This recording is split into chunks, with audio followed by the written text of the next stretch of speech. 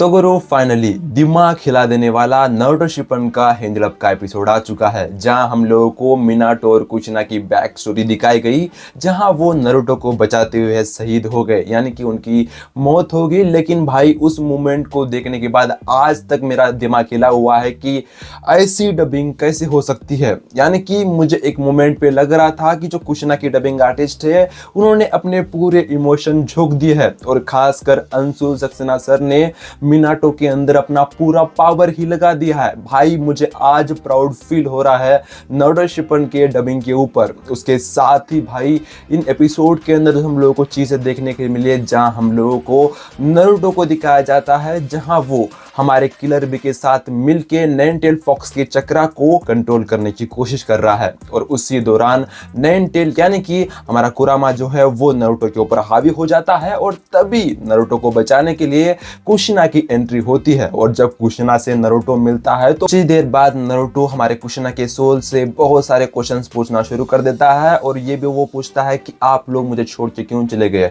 मैं इतना अकेला हूं, मैं आपको क्या बताऊं। और उसके बाद ही कुशिना का जो सोल है यानी कि नारुतो की माँ भाई नारुतो को भाई बैक स्टोरी बताती है, वो भी अब से कुछ साल पहले की, जब नारुतो का बर्थ यानी कि वो पैदा होने वाला होता है। और उसी टाइम पे नारुतो के अलावा कुशिना के पेट के अंदर नाइनटेल फॉक्स यानी कि कुरामा को भी सील किया गया था। उस टाइम पे बहुत सारे लोगों को ये डर था कि अगर हमारे जो कुशिना है वो किसी बच्चे को बर्थ देगी तो उसके पेट के अंदर से हमारा नाइनटेल फॉक्स बाहर आ जाएगा। और उस नाइनटेल फॉक्स को बाहर ना आने के लिए ही बहुत सारी प्रक्रिया की गई थी।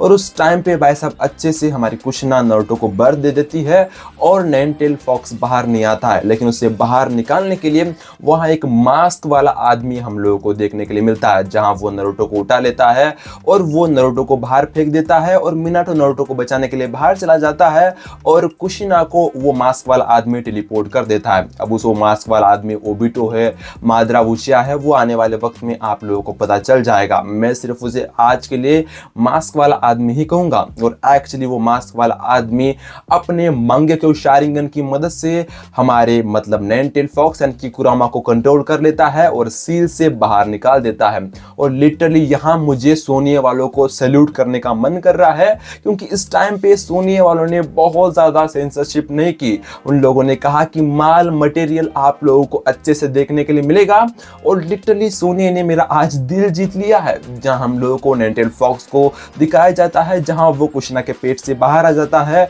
और लीफ फ्लैश के ऊपर अटैक कर देता है। जहां हम लोगों को मिनाटो को दिखाया जाता है, जहां मिनाटो का बच्चा अभी अभी पैदा हुआ है, लेकिन उसे फर्क नहीं पड़ता है। पहले उसका गांव उसके लिए इंपॉर्टेंट है, और तभी वो फोर्थ होगागे का जैकेट पहनता है और तैयार हो जाता है अपने विलेज को बचाने के लिए। और एक्चुअली भाई उस सीन को देखने के बाद मुझे गूज बम्स आ गए थे।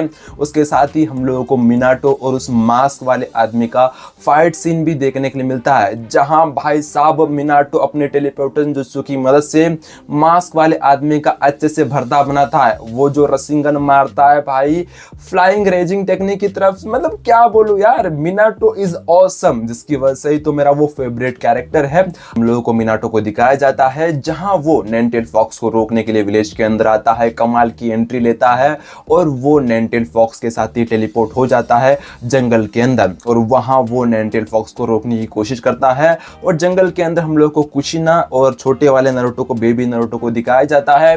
मिनाटो कहता है कि मैं रीबर्थ जुत्सु का इस्तेमाल करने वाला हूं, जिसकी मदद से मैं नाइनटेल फॉक्स को अपने शरीर के अंदर डाल लूंगा, उसका आधा पार्ट तो मेरे शरीर के अंदर आ ही जाएगा। और तभी कुशिना इमोशनली कहती है, और जो कुशिना के हिंदी डबिंग आर्टिस्ट है, आपने पूरी जान डाल दी है भाई, मैं क्या बताऊं, आपके लिए हेड्स ऑफ है, क्या डबिंग की है भाई। उनकी आवाज इतनी इमोशनली कनेक्ट हो रही थी मेरे साथ भाई, उसके सामने ना जापानीज डब और इंग्लिश डब कोई काम का ही मुझे नहीं लग रहा था। इतना अच्छा डब मुझे कुशिना का लगा है, जहां कुशिना मिनाटो को इमोशनली कह रही थी, और मिनाटो कहता है कि मेरी जान तू मेरे लिए पहले है। मिनाटो पूरी अपनी पावर लगाता है, रिबर्थ टेक्निक यानी कि जुत्सु का इस्तेमाल करता है, और हमारे कुरामा को अपने पेट के अंदर सील करने की कोशिश करता है, और आधा कुरामा को तो सील कर लेता है। लेकिन कुछ टाइम के बाद कुरामा को लगता लगता है कि ये लोग मुझे पूरा ही सील करने वाले हैं छोटे बेबी के अंदर। और तभी कुरामा अटैक करने की कोशिश करता है नारुतो के ऊपर मौका देखते ही, और मिनाटो और कुशिना बीच में आ जाते हैं और वो कुरामा के नाखून के अंदर भाई घुस जाते हैं। और literally this is the goosebump scene.